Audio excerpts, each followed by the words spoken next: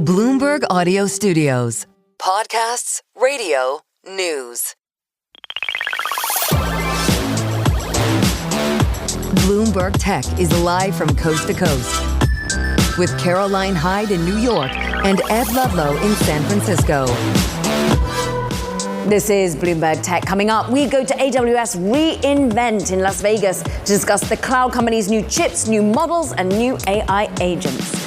Plus, Michael Dell donates an unprecedented $6 billion aimed at jump-starting the investment accounts for 25 million children in America. And Warner Brothers Discovery receives a new round of bids, with Netflix flashing mostly cash for its offer. We'll have the details, but first let's check in on these markets, which are flashing green. We actually have a bit of a reprieve after yesterday's sell-off. We're back into risk-on mode, tentatively so, across the benchmarks. We're looking at the Nasdaq 100 up 0.9%. Of course, Nvidia leading the chart in terms of points, but all of some of the Mag 7 really dominating on the day. You're looking at Bitcoin even getting a bid. Yesterday, it was woeful. Today, we find some sort of stability. We're up more than 5%. In fact, largely crypto is in the green. We also turn our attention to some of the key Mag 7 that we want to look at in terms of their own events, their own announcements, and I'm looking at what's happening with Amazon. We're currently trading up 1.3%. We're getting a little nudge higher on some new news coming out about its own large language models, about updates, of course, to its own AI agentic focus, and key has got to be Trainium 3, all about its chips. Let's get straight over to Ed Ludlow. You're in Las Vegas at the reInvent event. Yeah, it's probably the Trainium 3 headlines that move the needle, right? This is a push forward, an acceleration of bringing the latest generation accelerator to market, called Trainium, but useful in both the training and inference use case. And much as Amazon has done in prior generations of Trainium, it's talking up the cost and performance metrics of it. 4x the prior generation on price per performance. It was interesting when the headlines hit. I mean, we're up 1.5% on Amazon.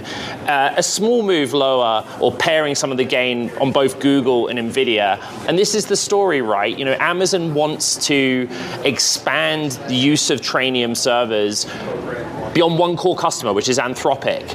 And they're giving evidence in this release. We'll get to it later in the day when we speak to Matt Garman in particular, of the savings that those customers have made using it, while also making sure they have capacity that is based in NVIDIA GPUs. And of course, the OpenAI deal that AWS has, $38 billion of it, is predicated on availability of NVIDIA. I mean, the focus must be so trained on what's just been seemingly a positive thrust for Google when it all comes down to its own chips right now.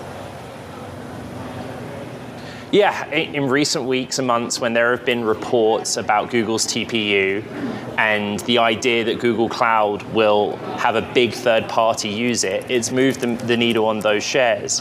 What universally, right now, the hyperscalers are experiencing supply constraints, right? Supply constraints where they're basically saying, this is out there in the real world. On Trainium 3, it is out there in the real world, by the way. General availability from today. And they've also talked about the pipeline through to Trainium 4, but you're right. It's all about TPU, it's all about chips, but it's also about their own innovations when it comes to large language models. Lest we forget, yes, they've got an integration of OpenAI and Anthropic Claude, but they've also been moving the needle on Nova 2. Yeah, Nova 2, an updated year-on version of its first kind of in-house foundation model, a variant of which Omni can take inputs, multimodal inputs of text, video, image, respond in kind. But that's going to be the question of the story today. You know, AWS is number one in cloud and cloud computing through scale, through leveraging infrastructure. But when does it become number one in AI? You know, not just being a place that hosts others' models, but has evidence that its own foundation model is resulting in something tangibly useful, particularly for enterprise customers. And I'm pretty sure that that's what those that are joined the show today want to talk about. Yeah, we've got so many conversations come up in this show, but you've got to be sticking around because we thank you, Ed. We're coming back to you because throughout the show, we'll have interviews, but at the end, we'll have a sit-down interview with AWS CEO Matt Garman at 3 p.m. Eastern Time. Meanwhile, look, this is all a story of infrastructure about big tech companies such as Amazon, but also Alphabet, Meta, and Microsoft spending heavily on AI, with expected capital expenditure of over $380 billion combined in their current fiscal years. That's going against big tech's mantra for the past 2 decades, let's call it, which is more about delivering growth while keeping really tight lid on spending. It's a real flip reverse. Let's talk about it. Bloomberg's tech equity reporter, Carmen Reinecke. And you've all been assessing how investors take this sudden wild capital expenditure. Yeah, I mean, it has been the talking point, the thing that we've been focusing on the most with some of these big companies. And as you said, it really represents a change from how they've operated over the last 2 decades. They really had very capital light businesses and were able to be, very profitable, grow exponentially in some ways because of that. And so now having this shift, we're seeing investors reward it on some ends and then really punish it on others. So, Microsoft, we saw, jump after its latest earnings report, but Meta sort of got hit because Zuckerberg, didn't explain enough about the return on investment of this spending. The other thing that's interesting is that this capital expenditures as a portion of revenue have jumped, which to a level that's not normal for tech companies. So for Microsoft, its capital expenditures are now 20% of its revenue. And in addition, Alphabet and Amazon, these spending to sales ratios are some of the highest in the market. Okay, so we now have to perhaps digest a period of higher capital expenditure. We're meanwhile worrying about some of the financing that goes on within it, some of the circular financing that's been the narrative. But today the market jumps. Why? What are you hearing from the investors you're talking to? Yeah, I mean, I think that last week was very interesting. I think we're seeing a little bit of dip buying, some more optimism and enthusiasm coming back into the market. There's NVIDIA's CFO was speaking this morning. There's AWS. There's just a lot of tech news sort of coming back into the market that people are getting excited about. Well, we'll see if it holds. Santa rally upon us potentially. Carmen Reinecke, we so appreciate your time. Let's talk about the crypto markets, because they too are recovering today after a heavy sell-off yesterday when Bitcoin slid as much as 8%. Let's take a look at Strategy as well, the artist formerly known as MicroStrategy, heavy investor in Bitcoin, gaining some support after scrambling to calm its own investors, creating a $1.4 billion reserve to fund dividend and interest payments rather than having to potentially sell Bitcoin as a last resort. Bloomberg senior digital finance editor Anna Herrera is joining us once more from London. Anna, why today the dip buying? It's hard to know with crypto, as I'm sure you're aware of, and it's crazy to think that yesterday we were down 8% and thinking of all the macro conditions that might have been leading to that drop. So, we were speaking to traders today and investors, and it seemed that although the price is up, the sentiment is still a bit cautious, and volumes aren't as up as they were before.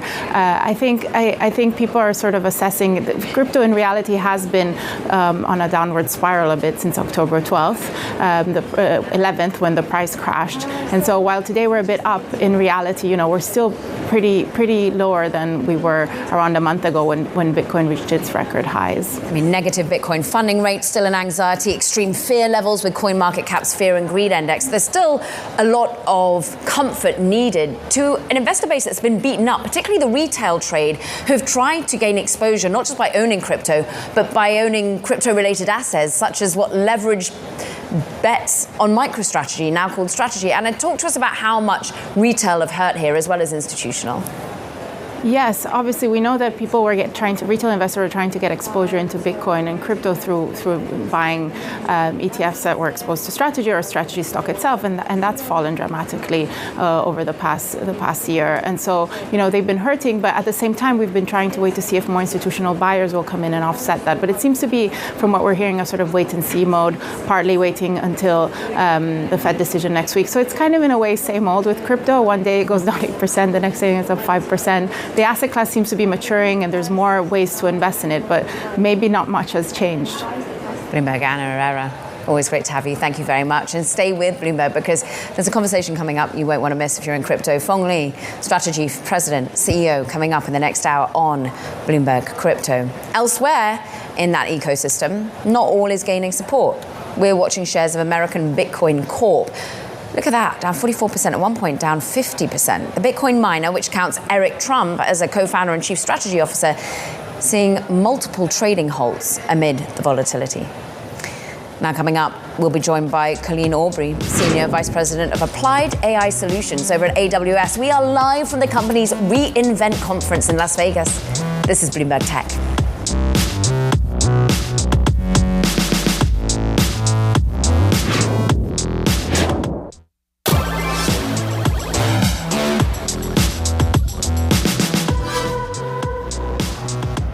Good morning from Las Vegas. Let's talk about some of the announcements out from AWS. Colleen Aubrey is Senior Vice President of AWS Applied AI Solutions. And Colleen, you basically work with the full spectrum of the smallest startups to the biggest enterprise customers that AWS has and the public sector.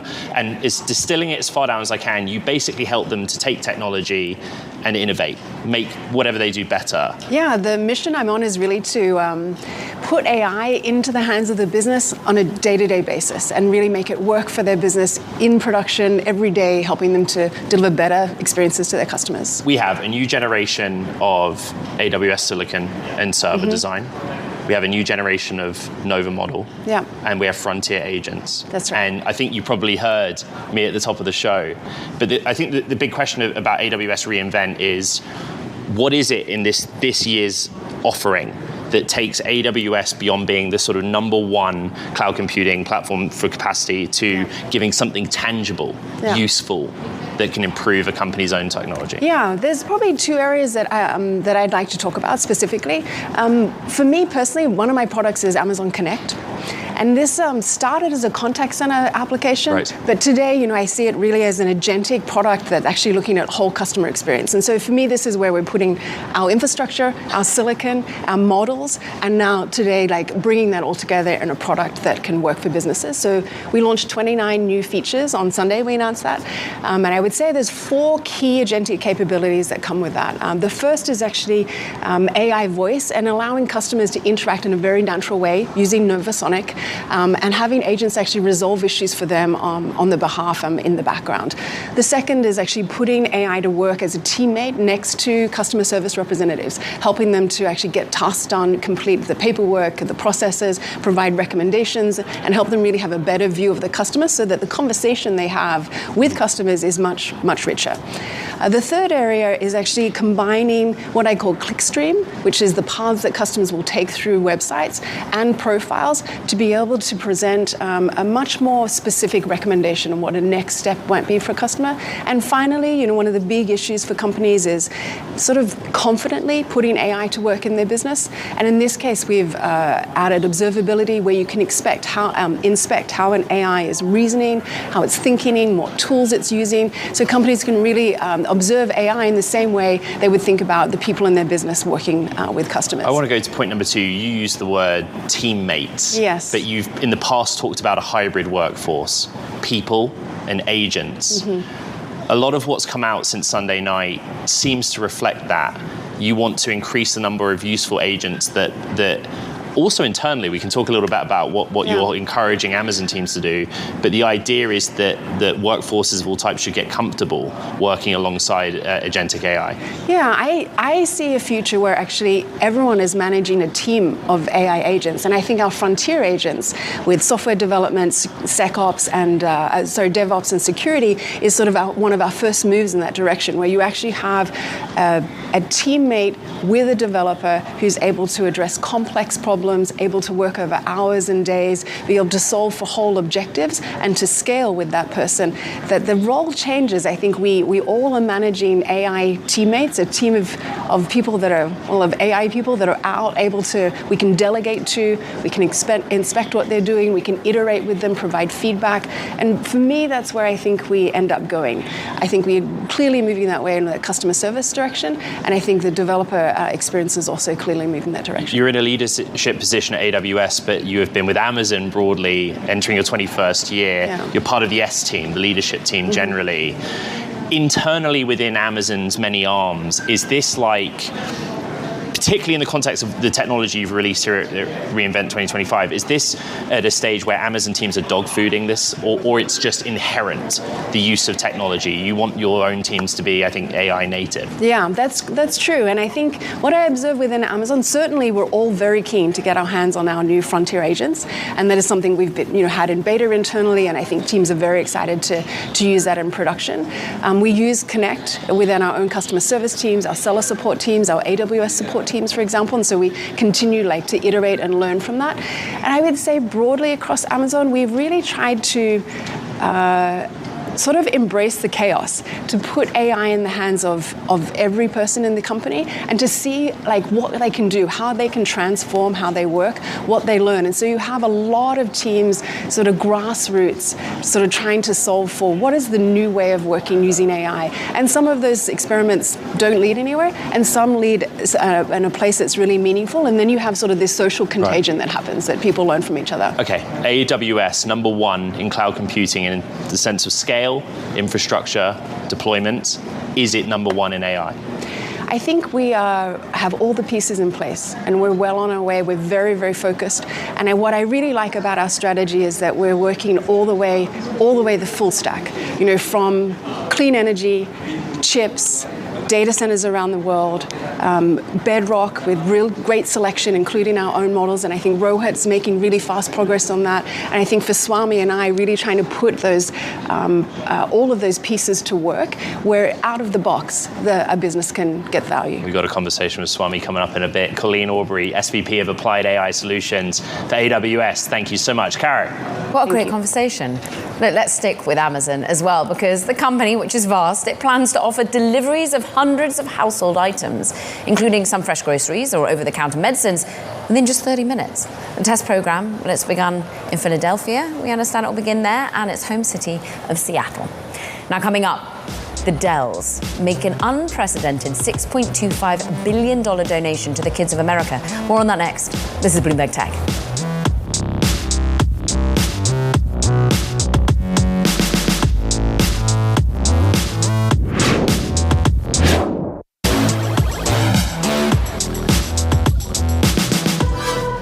Michael and Susan Dell are donating $6.25 billion, gifting 25 million children in America $250 each in an effort to jumpstart their investment accounts for the future.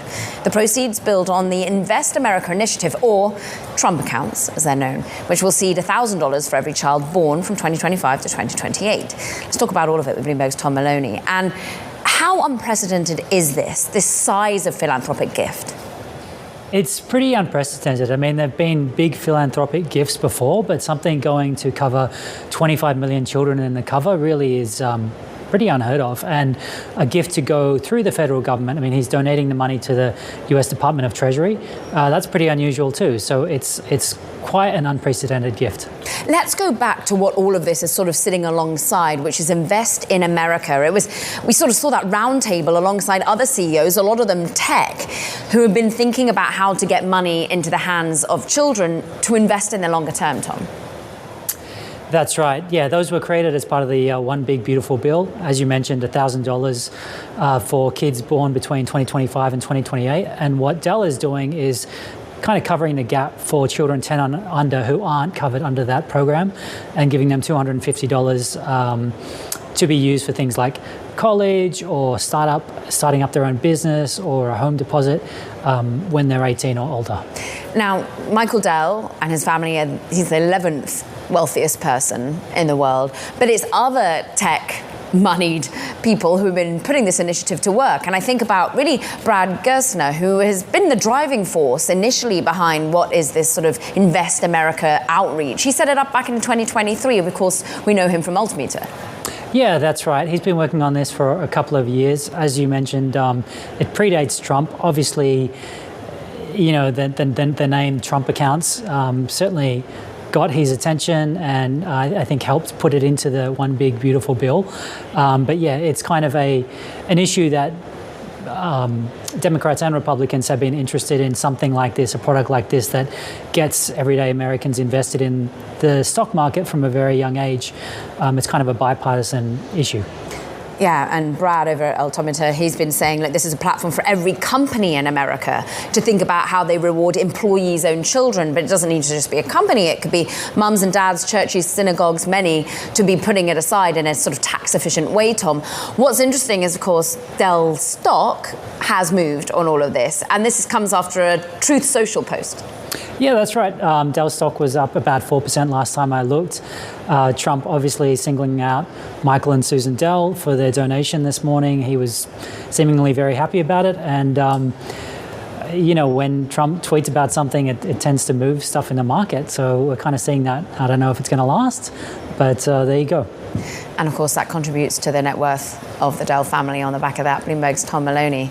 It's been fascinating talking to you. Thank you very much indeed. Look, let's turn now to Warner Brothers Discovery. The company has received a new round of bids, with one from Netflix consisting of a mostly cash offer, according to sources. For more, Bloomberg's Michelle Davis, who covers M&A in media, joins us now.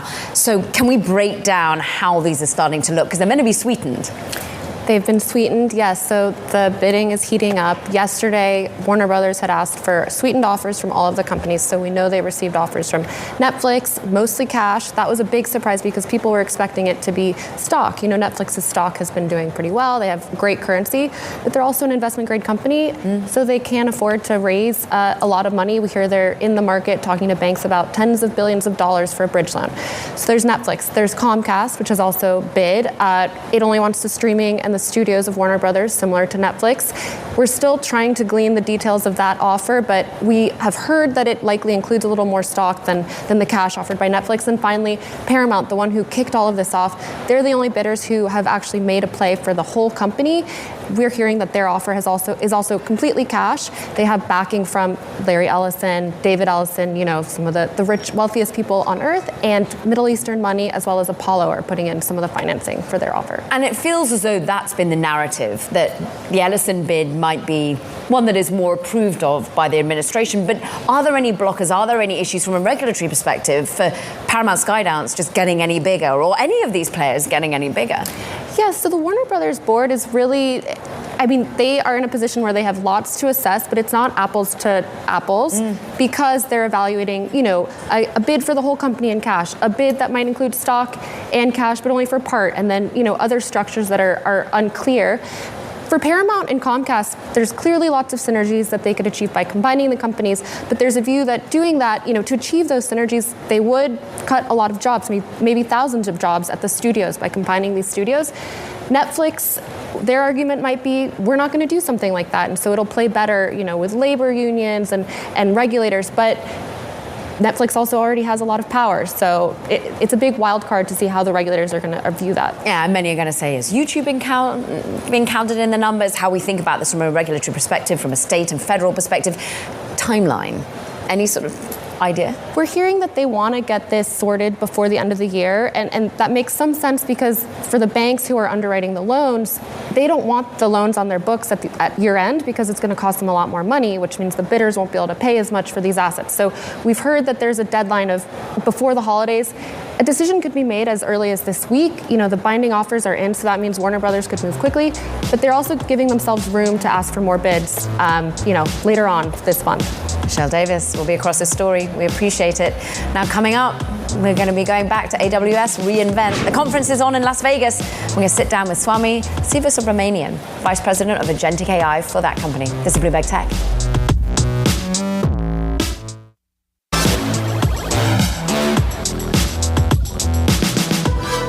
Welcome back to Bloomberg Tech. We check in on these markets that are losing a bit of their earlier steam. We're still holding on to 0.3% higher, but remember, we're up more than a percentage point in earlier trading as Nvidia perhaps loses some of its edge in terms of points perspective. Apple leading the charge right now, Intel as well. I'm looking at Bitcoin, though, still holding on to its gains. Best day since May. We're now at the highest level, 90,299, since the end of November. So a few days. But we're up 4% as we see a little bit of shifting in sentiment. Let's look at key name that has shifted in sentiment. It was beaten up in November. Now we're still up 2%, let's call it. We're rolling over somewhat, but Palantir and other AI names have seen a bit of love today. It seems as though Palantir could be a $1 trillion company. That's what Dan Ives has been saying on the day, but really he's looking at big tech and Mag 7 to add 25% in terms of share growth for 2026. But for now, we return to one of the key Mag 7 in that pile, and it is Amazon, and its AWS event is upon us in Las Vegas. Ed, take it away. Yeah, thank you very much, Kara. Let's talk more about Amazon's agentic plans with Swami Sivasubramanian. He's Vice President for Agentic AI at AWS. And you've basically brought out and released 3 what you call frontier agents. That's right. Across an autonomous agent, security, DevOps.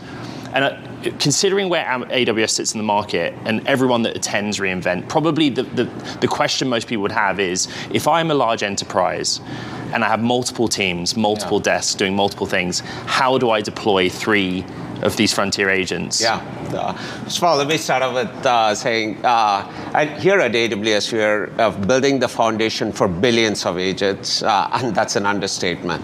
So what we launched with these frontier agents is essentially a new category of agents, because while so much of activity is happening in agents, they are historically been more assistants to humans. Right. And while we deployed it even within Amazon, across tens of thousands of developers to help with software development, we were actually wanting to push the envelope and being able to actually do a lot more, where they are actually autonomous, where you don't need humans to constantly steer them.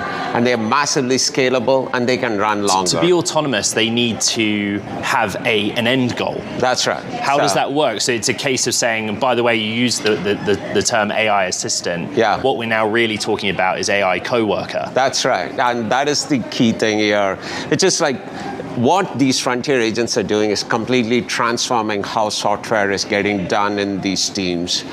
So much activity happens primarily in like software development, but now these agentic teammates, they show up as another teammate in for software development. They pull up jobs from like GitHub task and start coding and clearing backlog. And if you're in the middle of the night actually getting paged to deal with an issue happening with your website, this agent first takes the first page and says, oh, let me look into what's happening and unpack, and then find out the root cause so that you can actually quickly resolve it and go back to bed. Like, I've been on call and I know I could use that help. And be proactive so that those issues don't happen. And third is actually a security teammate. Right. So it shows up again. And most of security has always been about afterthought. One of the things we are changing the game here is actually meeting developers even before they write a single line of code. When they are designing software, we catch them right there and say, here are the things you should be aware of. And when they write code, we say, oh, don't do that, do this, and actually do penetration testing all before shipping. So now you can view it as like you have the best-in-class developer, ops, and security engineers showing up as virtual teammates for every software team. You say best in class. What evidence does AWS have that in real-world deployments, running these three agents in parallel autonomously has a clear benefit? Yeah. Either efficiency, productivity. What data can you share? Yeah, I'll give actually a couple of examples. One is in the DevOps agent that we launched, we ran it across thousands of escalations that happened this year, alone on like incidents and so forth. These agents actually correctly identified the root cause 86% of time. Right. That is like really impressive. 86%. And the second one is Commonwealth Bank of Australia. They actually have a huge cloud infrastructure running across 1,700 accounts. And they put this DevOps agent to test and for a very complex networking stack to debug it. And what they said, what it would take them like hours to debug, this was able to do it in minutes. And these are just few simple examples. Same thing what's going on with security agents. SmugMug is a great photo company, and I'm a big customer, and they are completely automating the security operations altogether using like AWS security agent. And these are all the beginning of how this is going to change the game in a big way, because what you want these agentic teammates to be is always be there, and you delegate some of the boring drudgery associated with like ops and security and backlog on development, so that developers are empowered to be extremely creative, and you will start seeing 5 to 10x improvement in productivity in a big way. To recap, it's three agents. Kiro is software development. You have the AWS security agent, the AWS DevOps agent. They are designed to run for hours autonomously. To some, that's disconcerting, right? And I go back to my earlier question on, how much concern is there? In the last segment, Colleen talked to me about observability, understanding in real time what's doing. But that sounds to me like it's human supervision. It's a great question. I mean, this is the nuance and the art of balance you have to do. One, you want these agents to be autonomous and massively scalable, but you also want them to not go off the rails. So first, we have built it with the right guardrails. And second, even as part of development workflow, these agents can go actually take a goal from a developer to say, hey, go work on upgrading this piece of code to the latest SDK, and then start upgrading. But then, as a final step, it might send it for a code review to the human and say, take a look and make sure I'm okay. And once they say I'm okay, I think it's fine. Or they can even configure it to say, if it passes all these tests, you're good to ship it. So that you have built-in guardrails, either through human or automated tests. And these are the kind of things now we are able to actually innovate with the customers as well. And even there, we have done some pure innovation, like we have introduced automated mathematically provable property-based testing. So that means now developers can specify their goal, and we can mathematically prove with things like Kiro that whatever it is generating can be tested exactly that way and it's accurate. So that is like another game changer. Swami Siva Subramanian, Vice President for Agentic AI at AWS. 3 new frontier agents, Caro, that we're talking about here in Las Vegas. Back to you. Loving it. Back here in New York, Ed, it's time for Talking Tech. First up, Apple's head of AI, John Giannandrea. Well, he's stepping down with plans to leave the company entirely in the spring. The move caps a pretty tumultuous tenure that included a fumbled entry into generative AI. Apple won't be directly replacing Giannandrea, instead opting to break up the AI team. Plus, Samsung has unveiled its first trifold smartphone. It's called Galaxy Z Trifold, and the device contains 2 hinges that allow it to transform into a larger tablet-like device. The phone is set to be released first in South Korea on December the 12th with a price of about $2,450. And the US Commerce Department has agreed to invest as much as $150 million into Xlight. It's a chip startup where former Intel CEO Pat Gelsinger serves as executive chairman. It's the latest move by the Trump administration to bring chip-making capabilities back to the United States. Now coming up, guess what? We go back to AWS in Vegas. This time it's a conversation with Sanjay Bhatta, Condé Nast Chief Product and Technology Officer. This is Bloomberg Tech.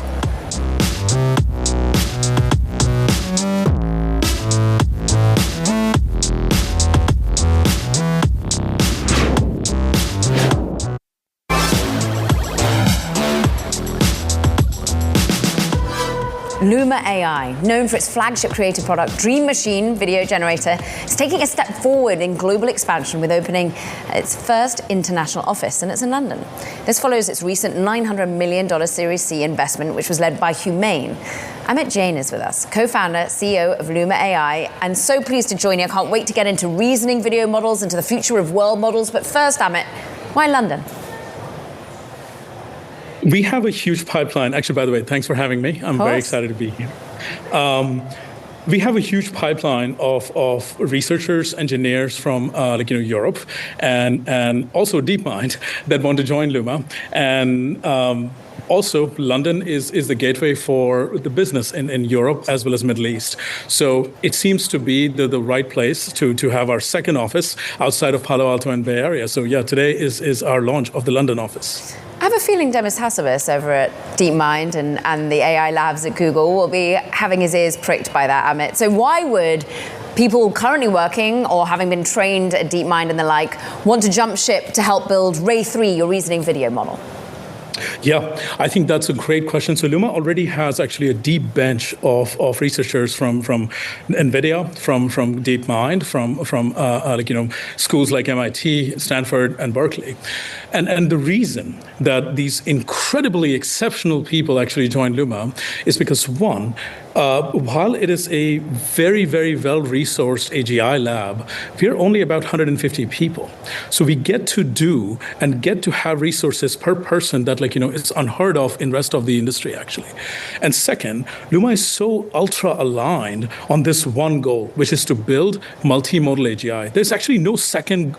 There is no second project happening at Luma.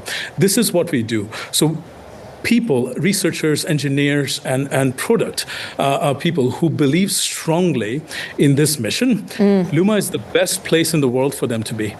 Looking at some of the amazing video that you create, I can see how it goes into the creator sphere, into advertising and the like. But Amit, it feels as though this model, these world models, this move to perhaps more physical AI applications must open up different industries.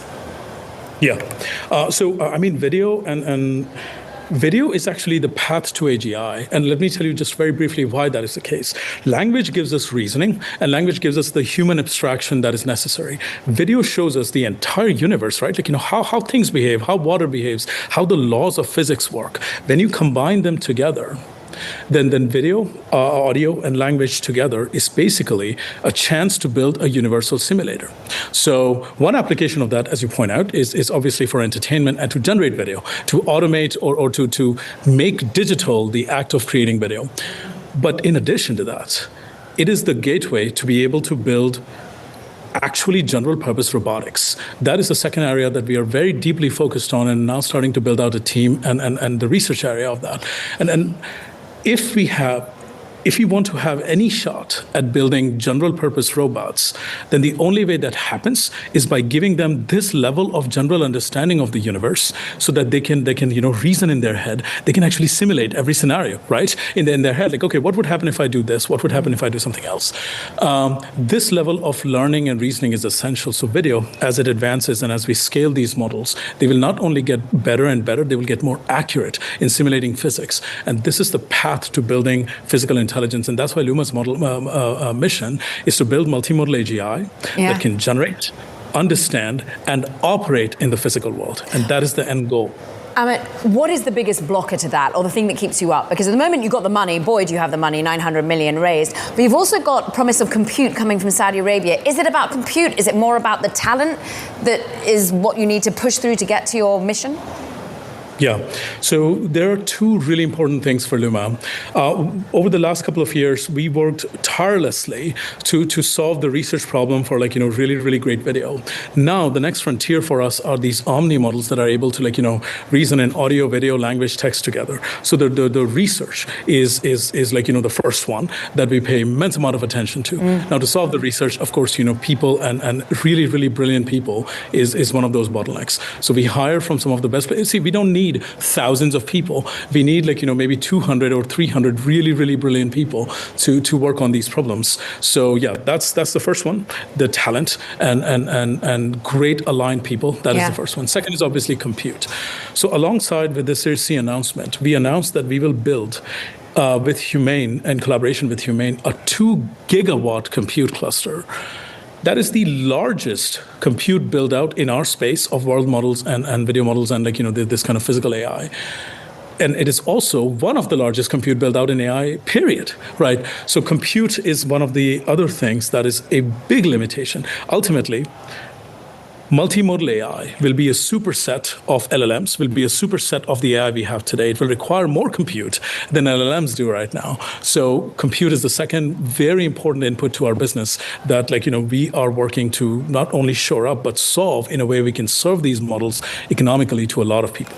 Amit Jain, come back and tell us how you're continuing on that mission. Co-founder, CEO of Luma AI. Thank you. Coming up, we're talking more about AI and infrastructure. We're going to AWS's event in Vegas. We've got a conversation with Sanjay Bhatta, Condé Nast, Chief Product and Technology Officer. This is Bloomberg Tech.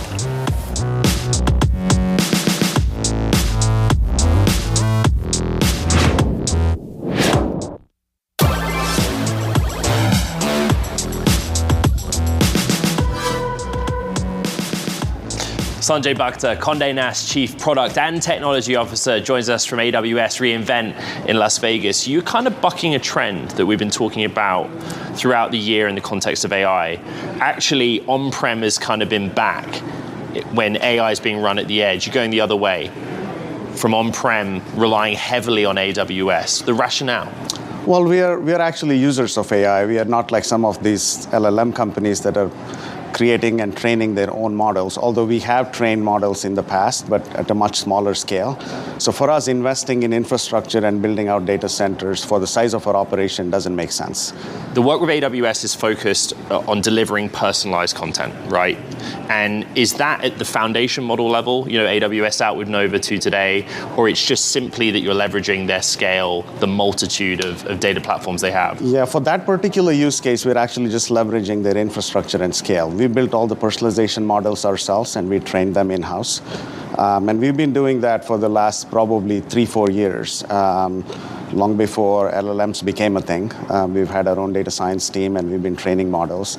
So we use our own homegrown models for most of the personalization and recommendation work. So herein lies the question of AWS reInvent. AWS number one in cloud computing, but they want to do more. They want to be number one in AI. Their own foundation models, the agentic tools that they released today. What would it take from Amazon in terms of the utility of that technology for you to rely on them more heavily? Well, actually, for some of the generative use cases, that are LLM-based, we are using Amazon Bedrock. We have a contracts management rights clearance system that we just launched. We are using Amazon's Bedrock capability for some of our moderation, AI-based moderation of user-generated content. So we're looking more and more now towards using out-of-the-box capabilities that Amazon provides rather than build and train our own models, which we used to do in the past. I think the need for that is becoming less and less. Condé has a relationship with OpenAI. Condé was one of the first to make a deal with OpenAI. Early days, it seems, but how is that progressing? That's going well, actually. We're starting to use ChatGPT quite widely within the enterprise. Also, internally, yes. And for external use case, we've actually launched an AI-based recipe search on Bon Appetit on our website, and also it's going to come out in our app, which allows customers to go in and do natural language search and also be able to modify the recipes according to their taste. So that's the first use case. We are looking at others with OpenAI as well. The broad theme of the program today here at AWS has been about companies of all sizes moving from using AI assistants internally to what AWS would call the AI co-worker, a hybrid workforce of people and agentic AI. Condé has done layoffs in the past two years, financial years. How much has that been about AI tools changing productivity, eliminating certain roles, changing certain roles? Well, I don't think most of it has been about AI, actually. Some of it, especially in tech, we use AI for our work on a day-to-day basis, which eliminates the need for some roles. We can do more things with fewer people. But other than that, across the organization, we've not really had any AI-based impacts. Got to ask, at a different part of the Amazon universe, I've been experimenting at home with Alexa and Alexa Plus. Do we get some kind of Condé Nast Alexa integration? Is there work going on there? We have actually already integrated with Amazon Alexa. Okay. So how does that work? Is available. So you can query and you can get content read out to you from some of our publications, not all. But I think it's pretty cool. You should try it out. At the heart of that question is something a bit more existential. Condé sees itself more as maybe entertainment. And if you look at the revenue streams, very different from saying you're a news organization. Just explain how you see this company transitioning right now. Yeah, I think we're definitely in the entertainment space, because if you look at our brands, we mostly cover leisure, fashion, lifestyle. We're not a daily news outlet, so people don't come to us on an everyday basis. So we are competing with other entertainment outlets, whether it is streaming media like Netflix or Hulu or Amazon Prime, or social media, TikTok and Instagram and others. So people have limited spare time, so we are competing for a slice of that. So we definitely have to do way better in terms of our personalization, our user experience, and also our great journalism that we have, I think, is what is going to take us forward. Sanjay, in the year ahead, what's the one big change you want to make on the technology side, the one thing you're still yet to do, be it AI or something else? Yes, I think it's mostly definitely around AI. We have a pretty solid data infrastructure that we've built on Amazon with Databricks, and our next task is really to figure out how do we vectorize all of our content and make it readily available in real time to LLMs. I think that is probably our number one challenge. Sanjay Bhakta of Condé Nast, thank you so much for joining us here in Las Vegas. Caro, back to you. Fascinating set of conversations across the gamut of all things AI and entertainment, Ed. We thank you. You've got so much more coming up. That does it for this edition of Bloomberg Tech, but do stick around. Ed's got a sit-down interview with AWS CEO Matt Garman. It's 3 p.m. Eastern, 12 p.m. Pacific, first, right here on Bloomberg Television. Meanwhile, don't forget to check out our podcast. You can find it on the terminal, as well as online on Apple, Spotify, and iHeart. From New York, from Las Vegas, this is Bloomberg Tech.